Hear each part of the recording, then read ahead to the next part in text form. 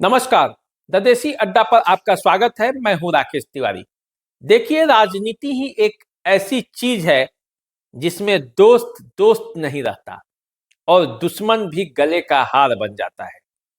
दोस्त को लोग ठुकरा देते हैं और दुश्मन को गले का हार बनाकर पहनकर रास्ते में निकल जाते हैं। देखिए, सिवान लोकसभा क्षेत्र में हिना साहब को राजनीति से दरकिनार करने के लिए कई चालें चली जा रही हैं। अब हिना साहब पर सीधे सीधे वार नहीं होगा, बल्कि हिना साहब पर पीछे से वार किया जाएगा। जो कल तक दोस्त था, आज दुश्मन बन पड़ा है, और जो कल तक दुश्मन था, वही आज दोस्त बनकर गले का हार बना हुआ है। मैं बात कर रहा हूं राजद का। राजद सिवान से हिना साहब को न टिकट देगी और न खुद चुनाव लड़ेगी। सूत्रों से मिली जानकारी के अनुसार राजद ने ऐसी रणनीति बनाई है कि सांप भी मर जाए और लाठी भी नहीं टूटे। राजद ने सिवान से ये सीट माले को देने का फैसला किया है। सूत्र बता रहे हैं कि सिवान का सीट शेयरिंग के मामले में माले के खाते में जा रहा है और तब मुकाबला माले हिना साहब और एनडीए के बीच होगा। यानी कि पूरा खेल ही बदल जाएगा। अब तक ये जो सोच रहे थे कि हिना साहब और राजद के बीच मुकाबला होगा, एनडीए के बीच मुकाबला होगा, वो बाजी पलटने वाली है। सूत्र बताते हैं कि राजद ऐसा नहीं चाहता कि हिना साहब से सीधे सीधे मुकाबला हो और उनके खिलाफ बोलना पड़े।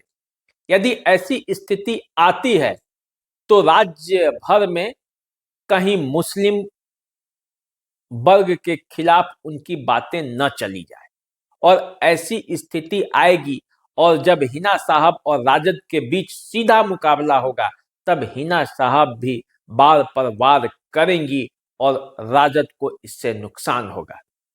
इससे बचने का एक रास्ता निकाला गया है, और ये निकाला गया है कि अब सिवान से माले चुनाव लड़े और माले वार करे। हालांकि ये पहली दफा नहीं होगा जब शहाबुद्दीन या उनके परिवार के खिलाफ माले चुनावी मैदान में हो। माले से शहाबुद्दीन शुरू से लड़ते रहे हैं, और या यूं कहे तो माले के बल पर शहाबुद्दीन चुनाव जीतते रहे हैं, क्योंकि माले विरोध के नाम पर भी एक बहुत बड़ा वर्ग शहाबुद्दीन के साथ खड़ा था, और माले के समर्थन में भी एक बहुत बड़ा वर्ग खड़ा है। तो अब ऐसी स्थिति है, तो इस स्थिति में क्या सिवान में माले, राजद और एनडीए के बीच सीधा मुकाबला होने वाला है? यही माना जा रहा है, क्योंकि अब तक ये माना जा रहा था कि राजद वहां से प्रत्याशी देगी, और हिना साहब के समर्थक भी गुस्से में थे कि हर हाल में उसे पराजित करना है, उसे धूल चटाना है, और सिर्फ सिवान नहीं बल्कि बिहार में भी हिना साहब राजद के खिलाफ बगावत का झंडा उठाएंगे। हालांकि हिना साहब अभी भी बड़ी संयमित और संतुलित बयान दे रही हैं। वैसे भी वो संतुलित बयानों के लिए जानी जाती हैं।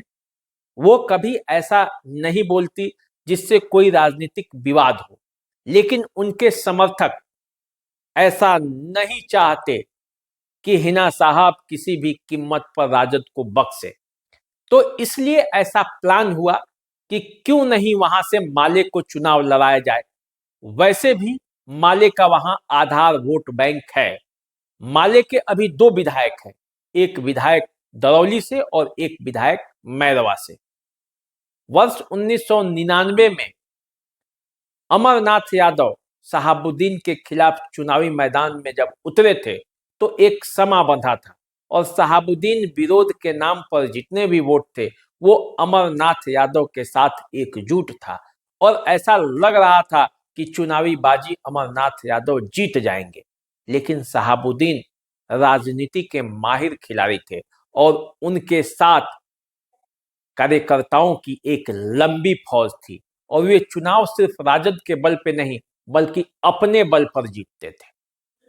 और यही कमी अब हिना साहब को खलेगी।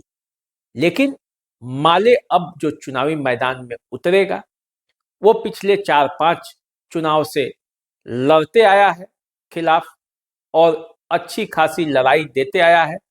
जब से ओम प्रकाश यादव की एंट्री शहाबुद्दीन के खिलाफ मुख्य धारा के रूप में हुई, तब से माले वहां तीसरे नंबर पे चला गया, वरना शहाबुद्दीन से सीधा मुकाबला उसका होता था। और कई इलाकों में जो सवर्ण वर्ग के लोग हैं वे माले से बचने के लिए शहाबुद्दीन के साथ खड़े हो जाते थे और इसी से फिजा ऐसी बनती थी कि शहाबुद्दीन बड़े अंतर से जीतते थे। अब राजद ने यही रणनीति अपनाई है कि वहां से यदि माले को टिकट मिल जाता है तो राजद ये कहेगी कि सीट शेयरिंग में ये सीट तो माले को चला गया, इसलिए वहां से वो हिना साहब को टिकट दे नहीं सकती है। और ऐसी स्थिति में यदि हिना साहब खुद बगावत करके दूसरे पार्टी में जाती हैं या चुनाव लड़ती हैं तो राजद कहेगी कि उन्होंने तो कभी शहाबुद्दीन को अस्वीकार किया ही नहीं। आप सभी जानते हैं राजद और सिवान की राजनीति में शहाबुद्दीन की उपयोगिता कितनी बड़ी थी। दोनों साथ साथ फले फूले आगे बढ़े, लेकिन शहाबुद्दीन सिद्धांतों के पक्के थे। वे मानते थे कि पार्टी मां होती है और पार्टी को कहीं बदलना नहीं चाहिए। इसलिए कई मौका आया, कई ऑफर भी आया, उसे शहाबुद्दीन ने ठुकरा दिया और लालू प्रसाद यादव के साथ खड़े रहे। इस बीच कई खट्टे मीठे घटनाएं भी हुई, लेकिन शहाबुद्दीन उन सब के बावजूद राजद परिवार के साथ खड़े रहे। और जब लंबे अंतराल के बाद जेल से बाहर निकले तो भी उन्होंने नीतीश कुमार को कहा कि नीतीश कुमार परिस्थितियों के मुख्यमंत्री हैं, हमारे नेता तो लालू यादव हैं। वैसी शहाबुद्दीन फैमिली को अब राजद का वैसा सपोर्ट नहीं मिल रहा है जैसा शहाबुद्दीन के जमाने में मिलता था। तो इसलिए राजद के खिलाफ शहाबुद्दीन के समर्थकों में रोष है, हिना साहब के समर्थकों में रोष है और वे चाहते हैं कि जो सिवान से राजद का प्रत्याशी आएगा उन्हें हम धूल चटाएंगे। ये एक मौका नहीं है, कई मौकों पर वे बयान देते आए हैं, बताते आए हैं। यदि आप कोई वीडियो डालिएगा तो उसके कमेंट्स बॉक्स में उनका कमेंट्स आ जाता है। ये सब होता है और जब आप देखेंगे तो आप पाएंगे कि सिवान में अभी भी शहाबुद्दीन के चाहने वालों की कोई कमी नहीं है। उनके साथ एक वर्ग खड़ा है और ऐसी स्थिति होगी तो चुनावी बाजी पलट सकती है और इसीलिए राजद ने यह दाव अपनाया है।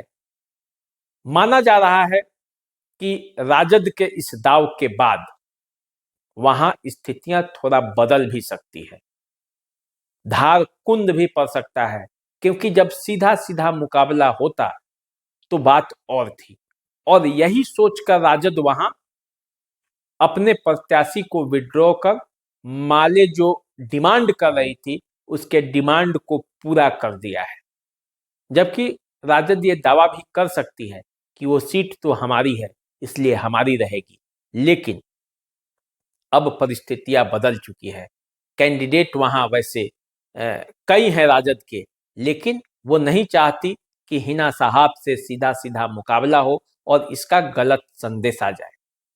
ये जो सूत्रों से और जो जानकारियां है, चर्चा है, उसके हिसाब से मैंने आपको बताया है। आप क्या सोचते हैं सिवान के बारे में? राजद यदि ये फैसला लेती है वहां से माले चुनाव लड़ता है तो आप क्या सोचते हैं? कमेंट्स बॉक्स में लिखकर हमें बताएं। फेसबुक इंस्टाग्राम पे हमें फॉलो कीजिए, चैनल को सब्सक्राइब कर लीजिए। अभी दीजिए इजाजत, हम आपसे फिर मिलते रहेंगे। नमस्कार।